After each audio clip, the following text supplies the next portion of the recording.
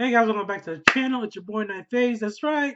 It's been a while. It's been almost like a month since my last review, a last video. I reviewed El Camino, the Breaking Bad movie. I've seen already a few movies that I need to review and make up for. So we're gonna review The Lighthouse, which I've seen, and Terminator: Dark Fate, two films that people are just talking about. So yeah, we're gonna dive into spoilers. They've been out. All right, so this is gonna be straight up spoiler talk. Okay, we're gonna talk about all these films. I'm gonna give you my rating. How I feel about the film, overall thoughts, all that. So let's get right into it. All right, I'm excited, guys. I'm back, baby. Got my camera working. It's been a hassle with this webcam because, real quick, the Logitech um, support system, whatever, when it updated, it freaking screwed up my entire software. Like my settings were all tweaked and the resolution looked shitty.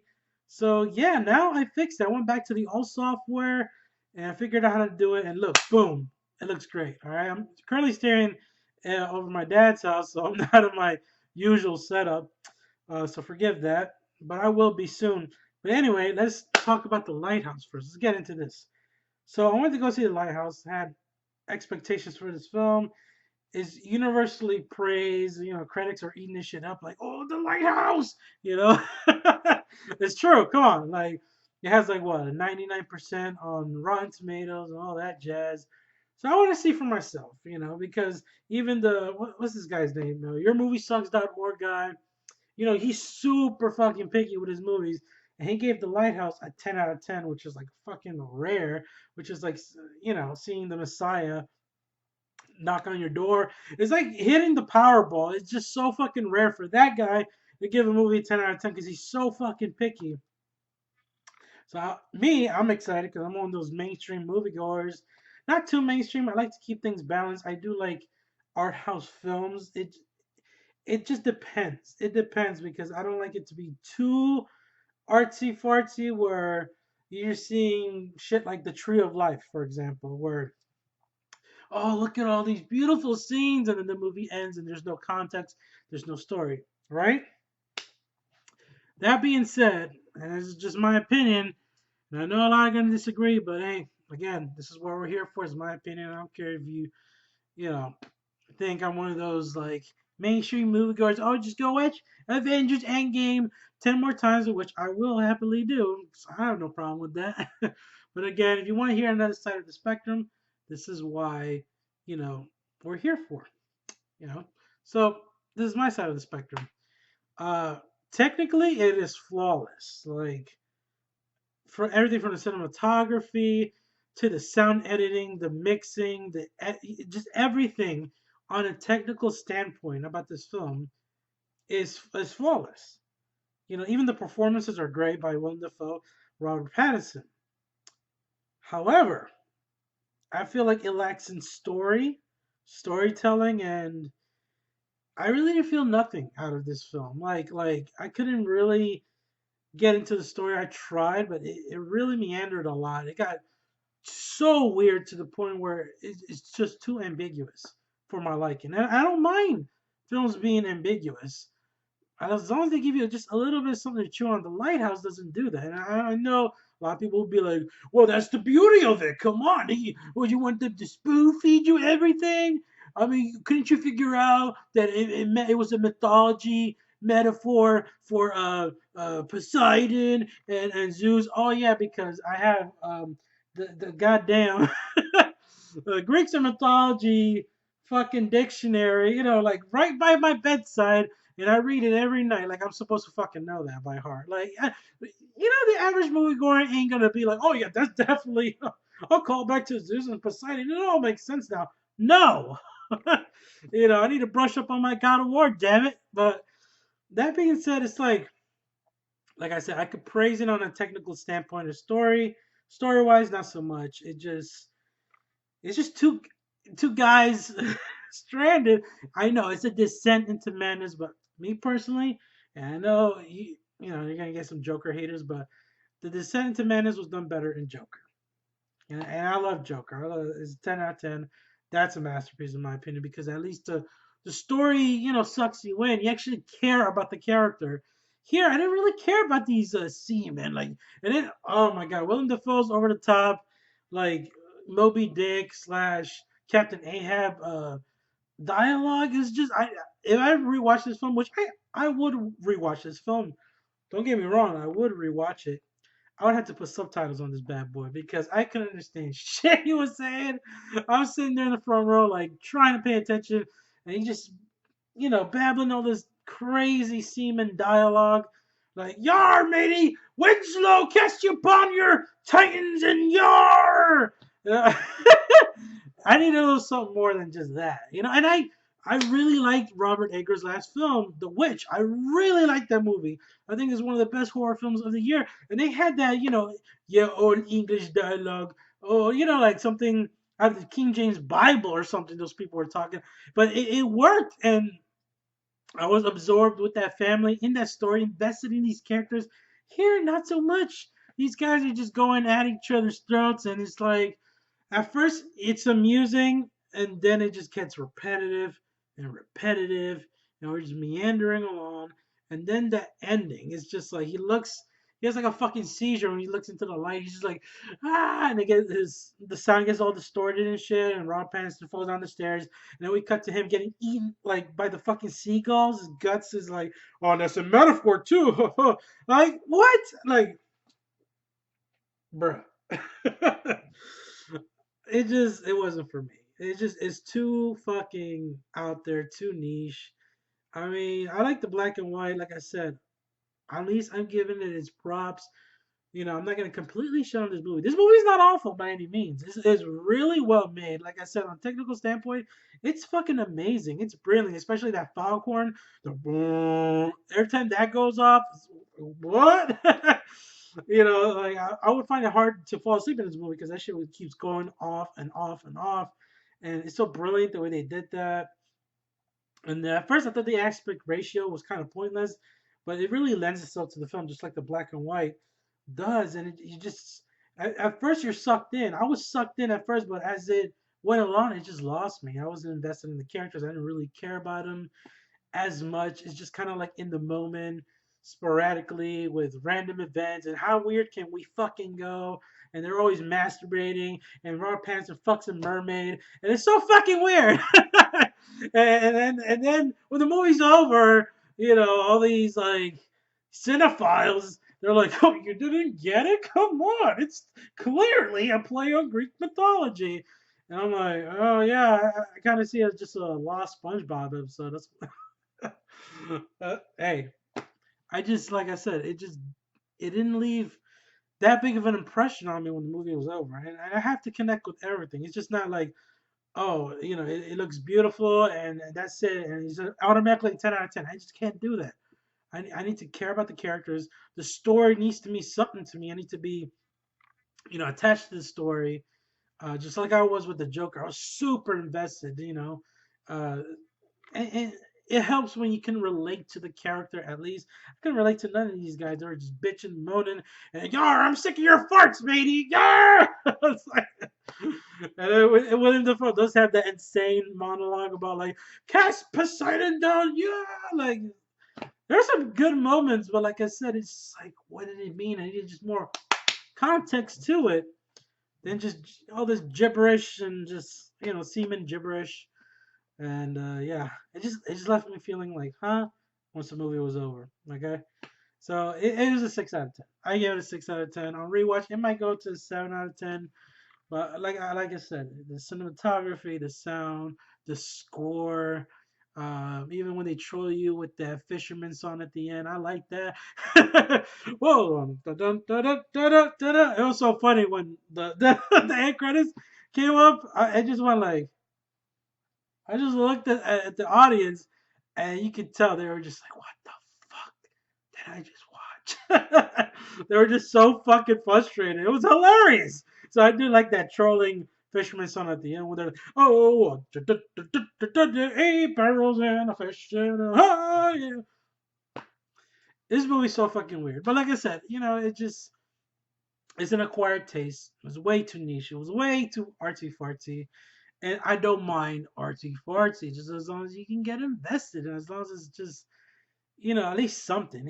I thought it would build up to a satisfying climax, but it really just ends, and then you're just left with like, what was the point of it all? So 6 out of 10. I know. Hey, at least I saw right the Lighthouse. I want to check out Parasite because that's the other movie that's on the pedestal of this is a masterpiece, the best film of 2019. So, and I feel like I will enjoy Parasite more because that director is really good. I love Korean cinema. I'm a sucker for Korean movies, and I know that director he made Snowpiercer, which I fucking love Snowpiercer. So I just need to make the time to go see Parasite, and I will put up a review for it. So there's my review, 10 minutes, boom, of The Lighthouse. That's what I thought. What did you think? Let me know, comment down below. So that's The Lighthouse review. Terminator Dark Fate. Now, it's getting a little controversial because of my score. Don't pay attention too much for the score.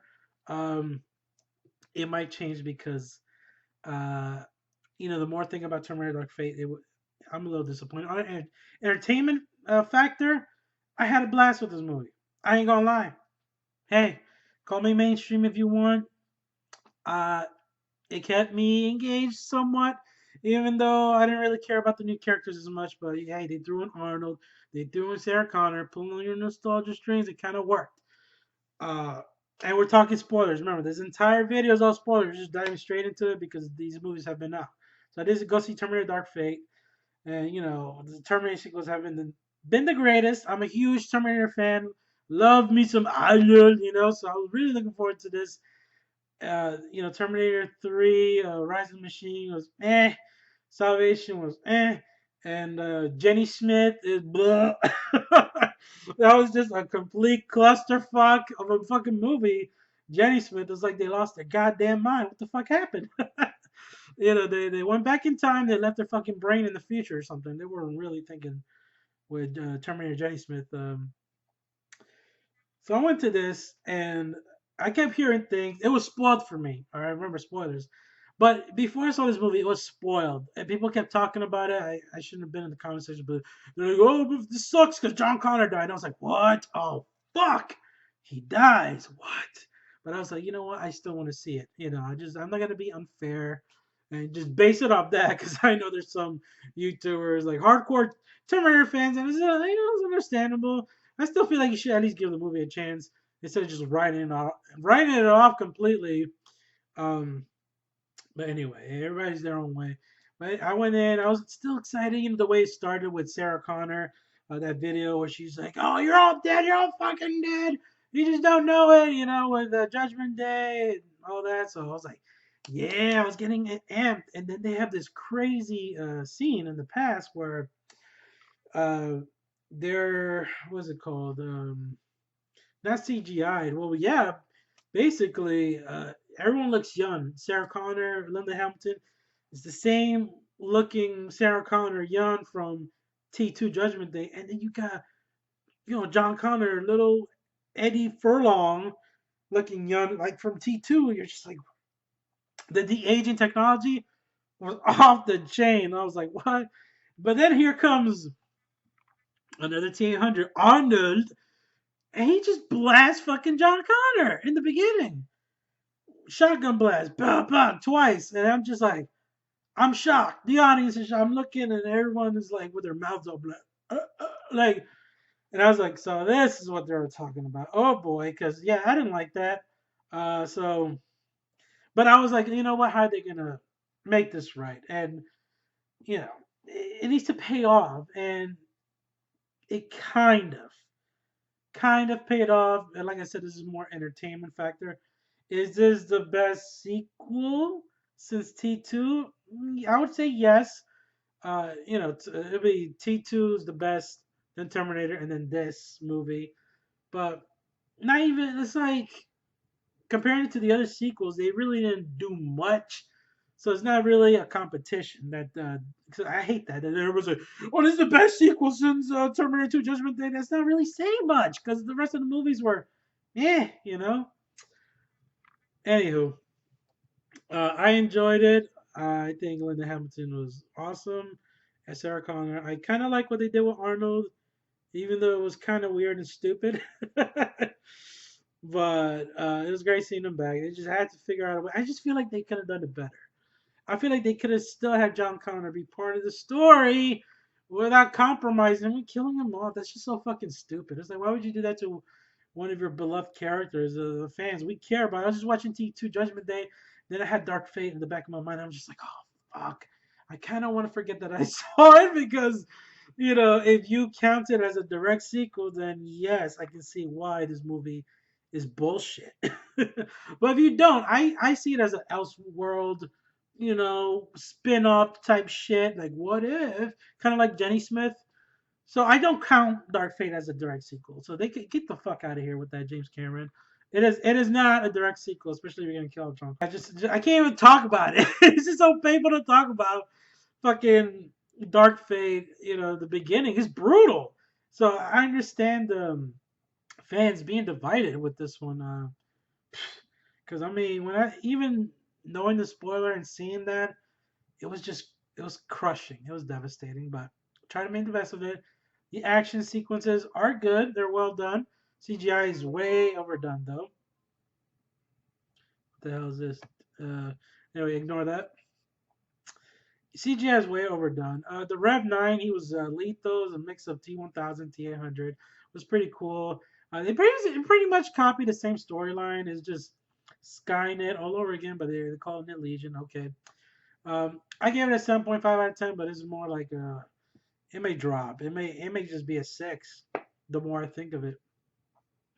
I mean, it's solid in the action, but I didn't really care about what the fuck her name was. Danny? I did not care about her character at all. Her lines were cringeworthy. I did not believe for 1 second that she was the leader of the resistance. That she has this cringeworthy line in those future flash forwards or flashbacks or whatever, where she's like, "Everybody said we had to have fate, but fuck fate," with that little sass. Like, the fuck out of here. It's saying that she is the leader of the resistance against the machines in the future is like saying that annoying little fucking Spanish girl from that one Transformers movie, was it The Last Night, where she's like, "For your information, that is my boyfriend." That annoying little. I hated that girl.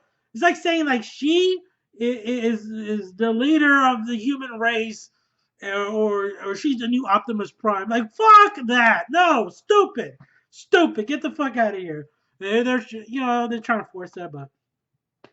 And then Grace, played by Mackenzie Davis, which I really like her. I really like the actress, and she did a good job. She held her own. She kicked ass.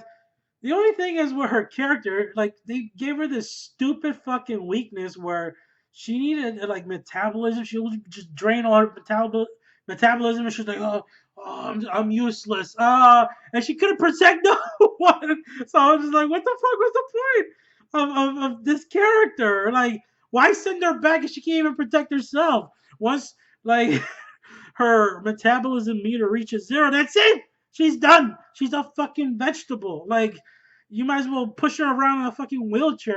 It's like, that was just stupid. Why not just make her a Terminator? So yeah, I don't think I'm gonna drop my grade from 7.5 because I gave it on Instagram. I said, 7.5, yeah, it's a good time. I'm thinking, but the more I think of it, it loses its quality. See, it's kind of the opposite. It's like the Lighthouse is having the reverse effect on me, where I'm like, maybe I should have gave it a 7 because I'm still thinking about it. It left a profound impact. So my rating, like I said, with the Lighthouse may go up. Terminator Dark Fate, however, is kind of like it is gonna go down. Like, for sure, it's gonna go down. It's just like, I mean, I was never bored with Terminator Dark Fate. I guess that's a plus. I mean, the action is kinetic, it's fast paced. It's great seeing Alu. He has some funny lines. When he's like, he had all the guns in display, and he's like, all these weapons are a means to protect my family, and plus, we are in Texas. Oh, good old Arnold. No, get down. Come on, how can you kill John Connor? How can you do it? I didn't do it. I saved him in Terminator 2. Now you made me kill him? Well, fuck you, James Cameron. What the fuck? That's Arnold right there. I can imagine that's what he was thinking. I'm like, or maybe he just didn't give a shit. He's just like, ah, fuck it, whatever. I'm gonna get paid anyway. But damn, is it bombing? Oof. Terminator Dark Fate is just bombing. It's pretty bad, especially with that budget. Shouldn't have done that. Shouldn't have killed that fan favorite. I mean, like, why do people do that? I'm noticing there's like out with the old and with the new, and they're just killing off our favorite characters. Like, what the fuck? Why is this becoming a trend? Why? They're like, you gotta like these new characters. No, that's not how it works. Okay, you just you know what I'm saying? You don't go the full 100. You meet halfway. You go 50-50. All right, like I said, they could have had John Connor be a part of the story where he's like, okay, all right, since we changed the future, it makes sense that that girl is the leader. Everything's changed now, but I'm still here, and maybe I learned how to build my own Terminator. He's an old motherfucker. He's an old Arnold. Something like that. It could have worked. Just have John Connor be part of it because it makes T2 kind of pointless if you consider Dark Fate a direct sequel. Because then what was the point of saving him? And then they fucking erased Skynet. It's done. It's over. So how the fuck did they send this other Terminator? They said it was a pre-planned. It's a prepayment plan where they just set up these little fucking Terminators everywhere. Oh, if that one don't work, then the other one's gonna be chilling in fucking Alaska waiting for that one to fail. So they were like, okay, time to go and terminate him now. No. No. So those are my thoughts. I say both 6 out of 10s. Both these films, uh, very mixed on both these films. Yeah, that's my review on it. Um, yes, I just want to put this video out because I haven't done videos in a while, and just my channel has been kind of at a standstill because I've had so much going on in my life right now. It's crazy. But I'm still watching movies, still posting on my Instagram regularly. So make sure you follow me there. Epic DYs. I'll put my username in the description. So follow me on Instagram. That's where I post all my Blu-rays and my collection, my reviews, all that. I did see the Nightingale. Oh, here's a bonus review. The Nightingale, the Nightingale, the indie film directed by Jennifer Kent, who directed the Babadook, who made the Babadook. This is her second film.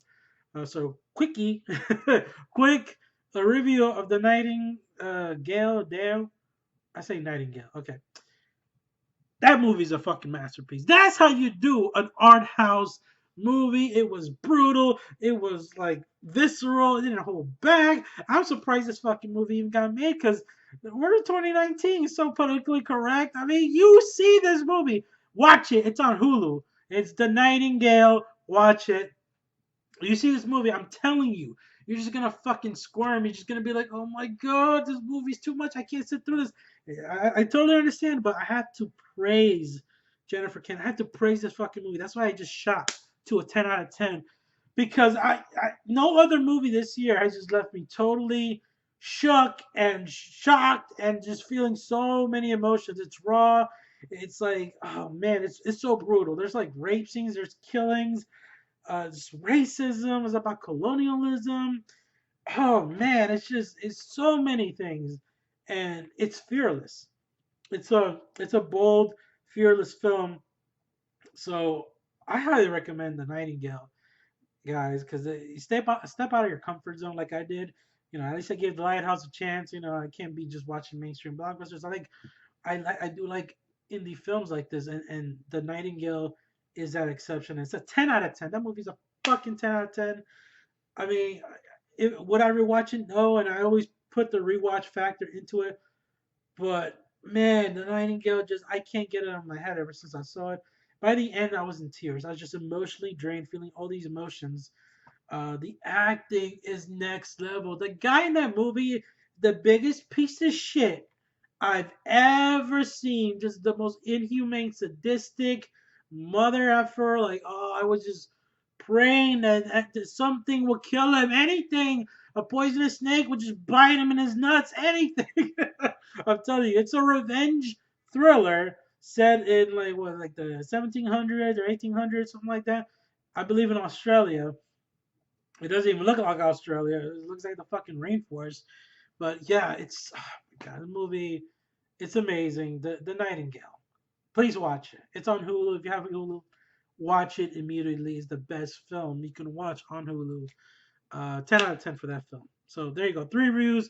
Bam. In a nutshell. Thanks for watching, guys. As always, put your comments down below.